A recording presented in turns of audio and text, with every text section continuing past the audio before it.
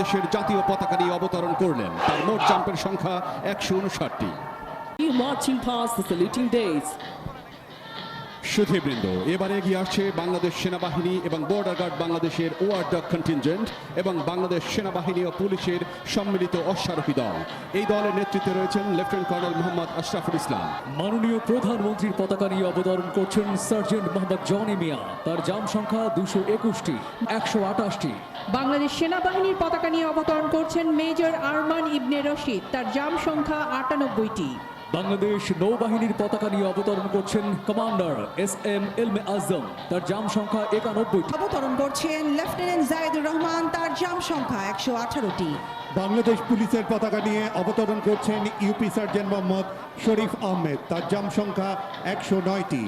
Rapid action ব্যাটালিয়নের পতাকা নিয়ে অবতরণ করছেন ইউপি সার্জেন্ট মোহাম্মদ সাগর রানা। তার জাম সংখ্যা 287টি। বাংলাদেশ আনসার ও ভিডিপির পতাকা নিয়ে অবতরণ করছেন সার্জেন্ট মোহাম্মদ আশিরুল ইসলাম। তার জাম সংখ্যা 120টি। বাংলাদেশ জেলের পতাকা নিয়ে অবতরণ করছেন ওয়ারেন্ট অফিসার মোহাম্মদ আশিকুর রহমান। তার জাম সংখ্যা 328টি। বাংলাদেশ ফায়ার সার্ভিস ও সিভিল ডিফেন্সের পতাকা নিয়ে অবতরণ করছেন সার্জেন্ট মোহাম্মদ শফিকুল ইসলাম।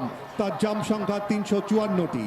9 পদাতিক ডিভিশনের পতাকা নিয়ে অবতরণ করছেন সার্জেন্ট মোহাম্মদ তাইফুর রহমান। তার জাম সংখ্যা 241টি। সংখ্যা 133টি। বিভিন্ন বর্ণিল ব্যানার নিয়ে অবতরণ করছেন কর্পোরাল মোহাম্মদ হুমায়ুন কবির। তার জাম সংখ্যা 143টি। বিভিন্ন বর্ণিল ব্যানার নিয়ে অবতরণ করছেন কর্পোরাল মোহাম্মদ জাকির মিয়া। তার জাম